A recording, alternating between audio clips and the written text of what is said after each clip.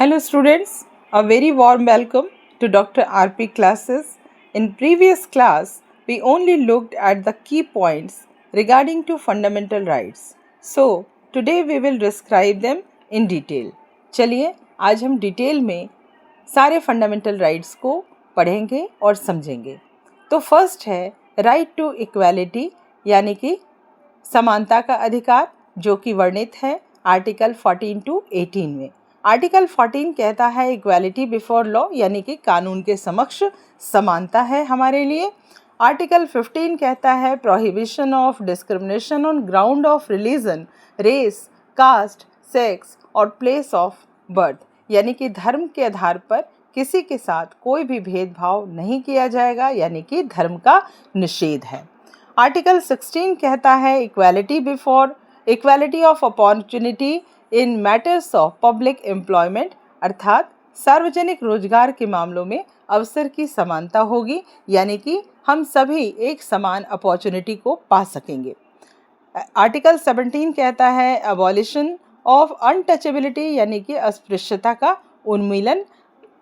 इसका मतलब होता है अस्पृश्यता दैट मीन्स छुआछूत, अनटचेबिलिटी जहाँ पे हमें उसका निषेध किया गया है, कोई भी किसी के साथ अनटचेबिलिटी नहीं कर सकता। आर्टिकल 18 कहता है एबोलिशन ऑफ टाइटल, इसका मतलब है उपाधियों का भी उन्मूलन किया गया है। अब हम देखते हैं आर्टिकल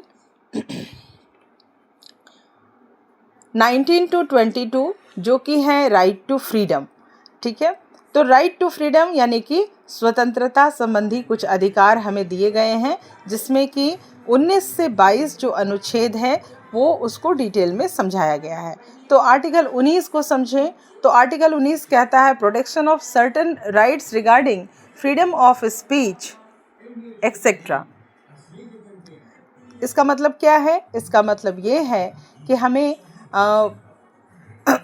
स्वतंत्रता संबंधी कुछ अधिकार दिए गए हैं, जिसमें हम स्पीच की फ्रीडम है और बहुत सारे प्रोटेक्शन दिए गए हैं, जिसमें कि हम सभाएं कर सकते हैं, स्पीच दे सकते हैं, भाषण दे सकते हैं। ठीक है, तो आर्टिकल 20 को समझते हैं protection in respect of conviction of for offence. इसका मतलब है कि अपराधों की दोष सिद्धि के लिए संबंध में संरक्षण दिया गया है, यानी कि जब तक अपराध आप पे सिद्ध नहीं हो जाते तब तक आपको प्रोटेक्शन मिलता रहता है। आर्टिकल 21 है protection of life and personal liberty. इसका मतलब है जीवन और व्यक्तिगत स्वतंत्रता का हमें संरक्षण प्राप्त है, मतलब हम व्यक्तिगत और जीवन में स्वतंत्र हैं। आर्टिकल 21A जिसको कि बाद में जोड़ा गया है, उसमें है शिक्षा का अधिकार, राइट टू एजुकेशन, और आता है आर्टिकल 22 जिसमें है protection against arrest and detention in certain cases, यानी कि कुछ मामलों में गिरफ्तारी और हिरासत से हमें सुरक्षा मिलती है। अब नेक्स्ट देखते हैं। नेक्स्ट है राइट अगेंस्ट एक्सप्लॉयटेशन, मतलब शोषण के विरुद्ध अधिकार, जो कि आर्टिकल 23 टू 24 में वर्णित है, जिसमें आर्टिकल 23 कहता है prohibition of traffic in human beings and forced labour, यानी कि मानव तस्करी और जबरन मजदूरी पर प्रतिबंध है, यानी कि आपसे कोई भी जबरन कोई काम नहीं करवा सकता, या मानव की तस्करी भी बहुत बड़ा अपराध माना गया है। आर्टिकल 24 कहता है prohibition of employment of children in factories. तो इसमें शोषण के विरुद्ध अधिकार जो है, इसमें कारखानों आदि में बच्चों के रोजगार पर प्रतिबंध लगाया गया है, जिसमें पहले जैसे बच्चों को कहीं भी जो जोखिम वाले जगह होते थे वहाँ पर बच्चों को अगर रखते थे, काम पे लगाते थे, तो उनका पूरी तरह से उन पर प्रोहिबिशन है, उन फैक्ट्रीज़ पर पूरी तरह से कंट्रोल करने के लिए इस तरह के प्रतिबंध लगाए गए हैं, ताकि कोई भी बच्चों का शोषण ना कर सके। नेक्स्ट है आपका right to freedom of religion 25 to 28। इसमें हमें कहा गया है कि धार्मिक स्वतंत्रता का अधिकार है हमारे पास, जिसमें कि आर्टिकल 25 कहता है freedom of conscience and free profession practice and propagation of religion, यानी कि अंतरात्मा की स्वतंत्रता और धर्म स्वतंत्र पेशे, अभ्यास और प्रचार की हमें स्वतंत्रता दी गई है। आर्टिकल 26 कहता है freedom to manage religious affairs, यानी कि धार्मिक मामलों के प्रबंध में हमें स्वतंत्रता प्रदान की गई है। हम अपने अपने धर्म को पालन करने के लिए पूरी तरह से स्वतंत्र हैं। कोई भी हम पर ज़बरदस्ती अपने धर्म को छोड़ने या धर्म को मानने के लिए मजबूर नहीं कर सकता।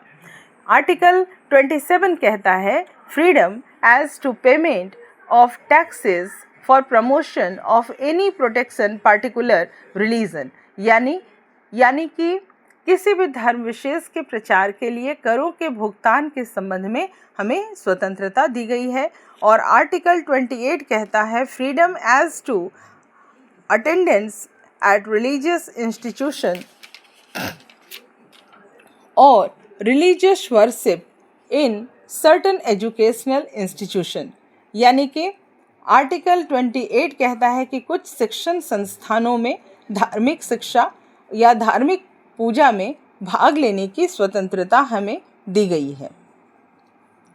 इसके बाद आता है नेक्स्ट पॉइंट है कल्चरल एंड एजुकेशनल राइट, जो कि आता है आर्टिकल 29 से 30 में आता है। तो इसमें 29 कहता है protection of interest of minorities, इसमें अल्पसंख्यकों के हितों की बात कही गई है, यानी कि अल्पसंख्यक जो होंगे उनके हितों को संरक्षित किया गया है। आर्टिकल 30 कहता है right of minorities of establishment and administer educational institution, यानी कि अल्पसंख्यकों को शैक्षणिक संस्थानों की स्थापना करने और प्रशासन का अधिकार उन्हें दिया गया है।